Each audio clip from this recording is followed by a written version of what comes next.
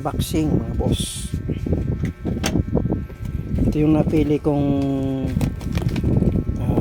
brand ng electric drill, at pinili ko din yung may cord. Pag nalubat yung may cord ay yung electric drill na may battery, hindi mo na magagamit, charge ka pa, maabala ka pa. Tapos pagka hindi na kayang kargahan, masisira na, papalit ka na ng battery uli. Ito, itong binili ko, may cord talaga to. Lifetime na to. Mayroon siyang pre na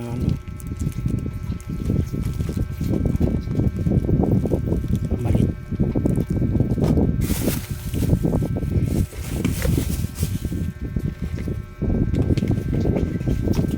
Napakadaan pating gamitin, kasi gagamitin ko to sa nagkikisame na ako. Tapos pagka nagdidingding sa wall, napakagaan yung gamitin.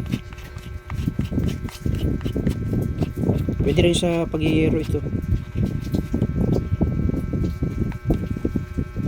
Testing natin.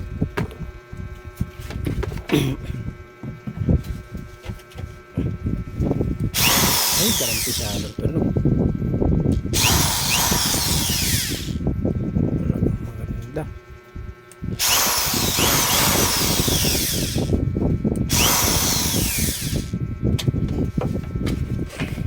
At ang sumunod kong binili, ito nga pala ay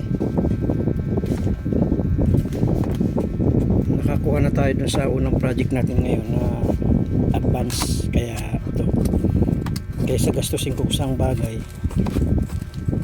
sa project ko, laki-laki din yung project na yun, binili ko na kagad ang gamit. Ito, medyo magandang pang rivet ito, hand riveter. Ginagamit nito sa pangkisame, pandingding.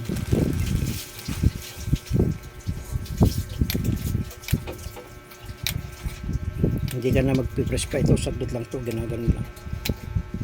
Napakagandang gamitin ito.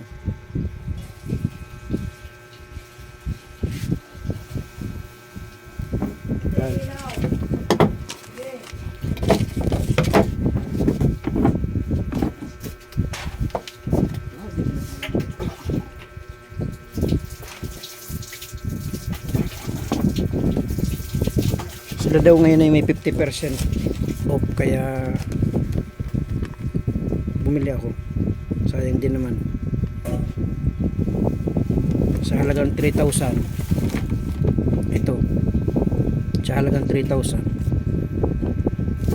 nakuha ko lang ng 1,610, kaya okay na rin. Tapos ito naman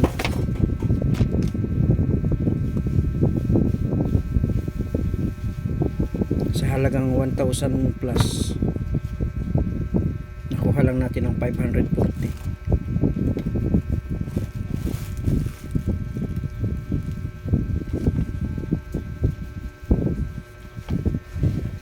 Thanks for watching.